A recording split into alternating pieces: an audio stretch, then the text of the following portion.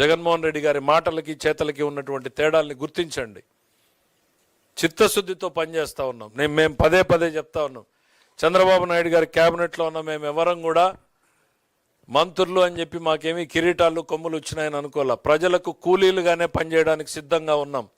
కూలీలుగానే పనిచేస్తూ ఉన్నాం. కూలీలుగానే పనిచేస్తాం. ఈ రాష్ట్రం అభివృద్ధి కోసం చంద్రబాబు నాయుడు గారు ఎంత కష్టపడుతున్నారో కొంతమేరకైనా మేము శ్రమపడి అందులో కష్టపడాలని. ఇక ఆయన ఏదో క్రెడిట్ చోరీ అంటున్నాడు. అసలు నీ క్రెడిట్ ఏంటి?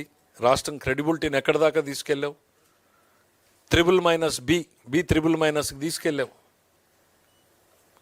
క్రెడిట్ చోరీ. ఇక ఎంతసేపు ఉన్నా కూడా అక్కసు ఆవేదన కనపడతా ఉంది. ఆ క్రెడిట్ చోరీలో కూడా 2 మాటలు మీకు చెప్పాలనుకుంటున్నాం. అదే చెప్పాను కదా, అన్నీ ఆయన కట్టేశాడంట. హంద్రీ నీవాన్ని ఆయనే చేసేసాడు. వెలుగొండని జాతికి అంకితం ఇచ్చాడంట. రండి ఈరోజు పోదాం. వెలుగొండ రెడీగా ఉంది. ఇంకా చేయాల్సిన పనులు ఏమున్నాయో అందరం పోయి చూద్దాం కెనాల్ మీద. మీరు రండి, మేము వస్తాం. మరి ఎట్లా జాతికి అంకితం ఇచ్చావు, ప్రజల్ని ఎట్లా మోసం చేసావో కూడా తెలియనియండి. ఈ 100 రోజుల్లో హంద్రీ నీవాలో మేమేం పనులు చేశామో చూపిస్తాం. రాయలసీమ కోసం ఏమేం ప్రణాళికలు చేశాం, కేంద్రాన్ని ఏ రకంగా అడుగుతున్నాం, మేము వచ్చిన తర్వాత ఎంత ప్రాజెక్టుల మీద ఖర్చు పెట్టాం, ఏ రకంగా ఒక కాన్ఫిడెన్స్ క్రియేట్ చేసి మళ్ళీ పనిచేసేలాగా చేస్తున్నాం అనేటువంటిది.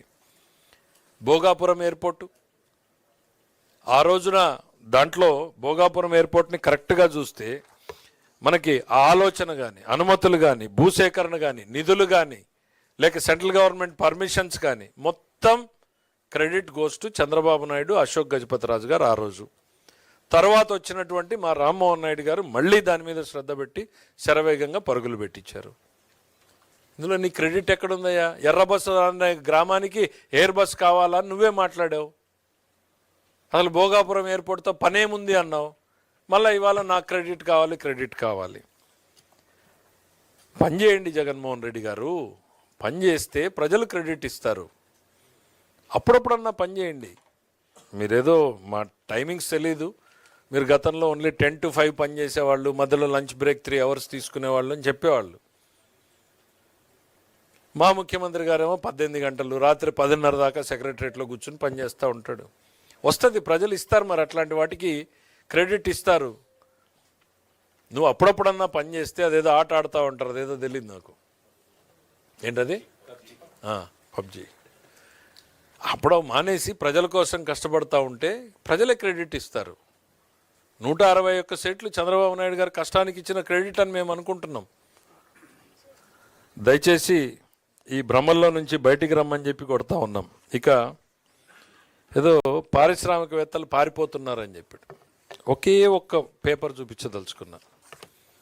ఇవన్నీ చూపించరనుకుంటా ఆ పక్కన ఉన్న వాళ్ళు. మొన్న ఒక జాతీయ స్థాయిలో ఉన్న పత్రిక ఫ్రంట్ పేజీకి వేసింది. భారతదేశంలో వచ్చినటువంటి పెట్టుబడుల్లో 25.3% ఆంధ్రప్రదేశ్ రాష్ట్రానికి వచ్చాయని. భారతదేశం మొత్తానికి వచ్చిన పెట్టుబడుల్లో 25% ఒక్క ఆంధ్రప్రదేశ్ రాష్ట్రానికి వచ్చాయని ఒక జాతీయ స్థాయిలో ఉన్నటువంటి పత్రిక ఫ్రంట్ పేజీ కథనం. మీకు పరిశ్రమలు పారిపోతున్నాయని కనపడుతుంది. దయచేసి ఆ బ్రీఫింగ్ నెట్వర్క్ని ఇంప్రూవ్ చేసుకోండి. ఇంకా సజ్జల గారి మీద డిపెండ్ అయితే ఆ 11 సీట్లు కాస్త మీరు చెప్పిన వైనాట్ 175కి తెలుగుదేశం చేరుకుంటుంది. మేము ఎక్కడా కూడా భ్రమల్లో లేము. దయచేసి ప్రజల్ని మభ్యపెట్టేటువంటి ఈ అబద్ధాలు చెప్పేటువంటి మాటలు మానుకోమని చెప్తున్నాం. ఏదో గండికోట నేనే పూర్తి చేశాను అని. మేము పూర్తి చేస్తే నీళ్ళు ఇచ్చే డబ్బులు ₹1 ఇచ్చావా ల్యాండ్ అక్విజిషన్కి? పోదామా? జగన్మోహన్ రెడ్డి గారిని గండికోట ప్రాంత రైతుల దగ్గరికి పోదామా? రండి. జగన్మోహన్ రెడ్డి మీ సొంత జిల్లా గండికోట ముంపు బాధితుల దగ్గరికి పోదామా? మీకు లేదు, ఆ అవకాశం మీకు లేదు. ఈ రాష్ట్రంలో ఏ ఇరిగేషన్ ప్రాజెక్టు మీద ఎక్కడికి పోవడానికి కూడా మీకు మొహం ఉండదు. రాయలసీమ కానీ, ఆంధ్ర కానీ, ఉత్తరాంధ్ర కానీ అది మీకు సాధ్యం కాదు. ఎందుకంటే ₹1 ఖర్చు పెట్టలేదు, పని చేయలేదు. ఇంకా ఉంది, నన్ను అయిపోలేదు. ఆయనే కన్ఫ్యూజన్ ఏంది, అసలు కృష్ణాలో నీళ్లు లేవంటాడు. నీళ్లు లేని దగ్గర మరి లిఫ్ట్ ఎందుకు పెడుతున్నాం? అసలు క్లారిటీది. మేము నీళ్లున్న గోదావరిలో లిఫ్ట్ పెట్టి కృష్ణాకి నీళ్లు తేవాలని మేము చూస్తున్నాం. నువ్వే ప్రెస్ మీట్ పెట్టి కృష్ణాలో నీళ్లు లేవు, ఆయన చెప్పింది నేను చెప్పింది కదా, కృష్ణాలో నీళ్లు లేవంటావు ఒకవైపు, మళ్ళీ 4,000 కోట్లు ఖర్చు పెట్టి లిఫ్ట్ అంటావు. జస్టిఫికేషన్ నువ్వే చెప్పు. పోనీ నువ్వు లిఫ్ట్, ఇప్పుడు ఆయన ఇంకా ఒకటి చెప్తున్నాడు, అసలు సత్యం అందరూ మర్చిపోయారు. క్రెడిట్ చోరీ అంటారు. మా చంద్రబాబు నాయుడు గారికి చేసిన పని చెప్పుకోవడం రాదని నేను చెప్పగలుగుతున్నా ఈరోజు. ఆయన జగన్మోహన్ రెడ్డి గారు ఏదైతే రాయలసీమ లిఫ్ట్తో సాధించాలనుకున్నారో ఆల్రెడీ చంద్రబాబు నాయుడు గారు ముచ్చుమర్రి ప్రాజెక్టుతో చేశారు. ఆయన ఏం చెప్తున్నాడు, 854లో ఆగిపోతాయి, 800 నుంచి వాటర్ లిఫ్ట్ చేయాలి కిందకి, కాబట్టి రాయలసీమ లిఫ్ట్ ఇరిగేషన్ పెట్టానని. ముచ్చుమర్రి ఎక్కడుంది? 788లో ఉంది, అంటే ఇంకా కిందకు ఉంది. 798లో ఉంది, ఇంకా 2 అడుగులు కిందకు ఉంది. నువ్వు రాయలసీమ లిఫ్ట్ ఇరిగేషన్తో చేయాలనుకున్నది చంద్రబాబు నాయుడు గారు ముచ్చుమర్రి ప్రాజెక్టు ద్వారా చేసేశారు ఆల్రెడీ. మరి ఇంకా ఏమి జగన్మోహన్ రెడ్డి గారు ఆయన అర్థం చేసుకోవడం మాకు కష్టం. 800 అడుగుల దగ్గర నుంచి నీళ్ళు లిఫ్ట్ చేయడానికి రాయలసీమ లిఫ్ట్ అన్నాం. ముచ్చుమర్రి ఆల్రెడీ పెట్టాం కదా, 798 నుంచి లిఫ్ట్ చేస్తుంది, ఇంకా 2 అడుగుల కింద నుంచి. అవసరం అనుకో ఇంకా 4 పంపులు ఆడే పెట్టు. పేరు రాయలసీమ, ఎన్ని ప్రాంతాలకు పోతుందో మీరే స్టడీ చేయండి. ఏది అది కాదు కదా, కోర్టు స్టేలో ఆయన వాళ్ళే వెళ్ళించుకున్నారు, నేను డిపిఆర్ చేస్తున్నానని. వీఆర్ కమిటెడ్ టు రాయలసీమ ప్రాజెక్టుల మీద మేము సపరేట్ రిపోర్ట్ కూడా కేంద్ర ప్రభుత్వానికి ఇచ్చాం. మేము జగన్మోహన్ రెడ్డి గారి దాంట్లో నిజాలు ఏంది అనేటువంటిది ప్రజలకు చెప్పేటువంటి ప్రయత్నం చేస్తున్నాం. అసలు క్రెడిటే లేని దగ్గర క్రెడిట్ చోరీ ఏంటి? రెండోది, ఇంకా అమరావతి మీద అక్కస్ని కక్కేసావు ఈరోజు. లోపల ఒకటి మాట్లాడతావు, బయట ఒకటి మాట్లాడతావు, అమరావతి మాకు ఓకే అంటావు, మళ్ళీ ఈరోజు ఏం మాట్లాడావు, నదీ పక్కన నగరాలు ఎందుకు అని అంటావు. అయ్యా ఢిల్లీ ఎక్కడుందయ్యా? ఢిల్లీ ఎక్కడుంది? యమునా నది ఒడ్డునుంది. కాశీ ఎక్కడుంది? గంగా నది ఒడ్డునుంది. కలకత్తా ఎక్కడుంది? హుగ్లీ నది ఒడ్డునుంది. న్యూయార్క్ ఎక్కడుంది? Hudson river పక్కనుంది.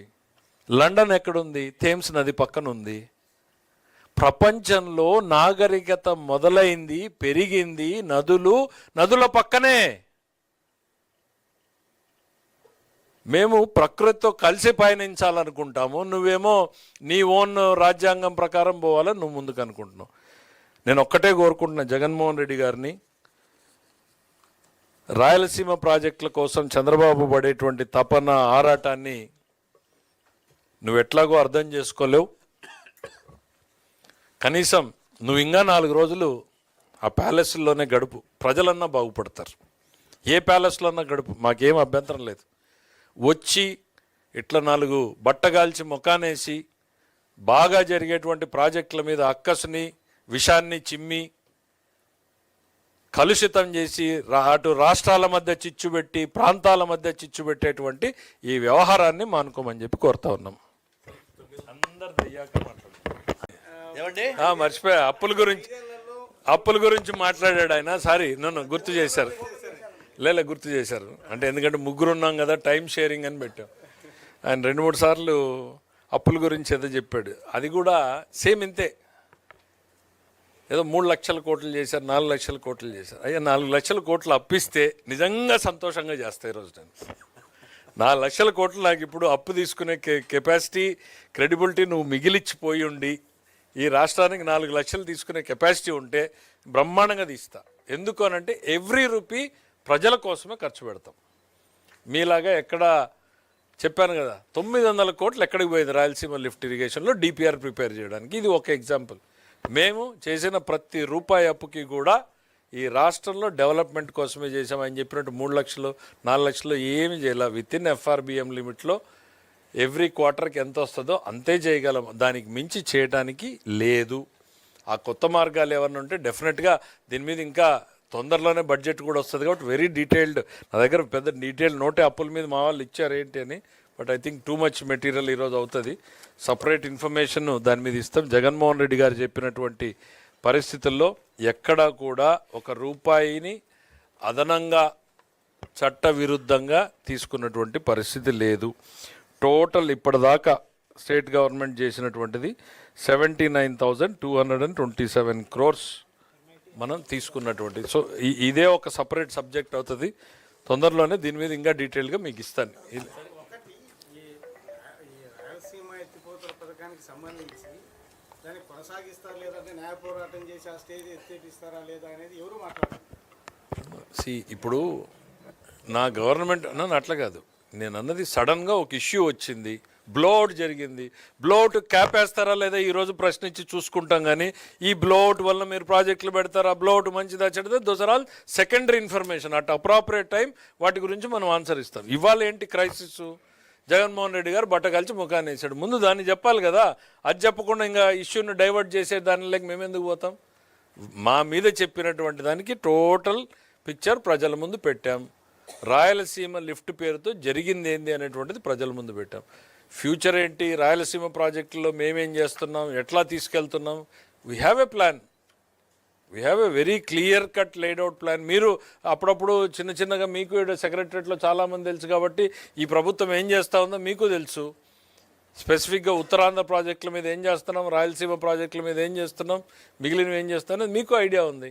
So that is a different platform. ఇవాళ నేనేం మాట్లాడినా మళ్ళీ ఇష్యూ ఇంకో రకంగా డైవర్ట్ అవుతుంది. సో వాస్తవాలు ఏంటి అనేటువంటిది ప్రజల ముందుకు పెట్టేటువంటి ప్రయత్నం మాత్రమే చేశాం.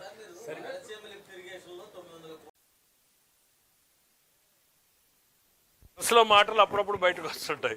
సజ్జల గారేమో అమరావతి పట్ల మాకేం లేదని చెప్తాడు, దానికి స్క్రిప్ట్ లేదు కాబట్టి ఇక్కడ మనసులో మాటలు బయటకు వచ్చాయి.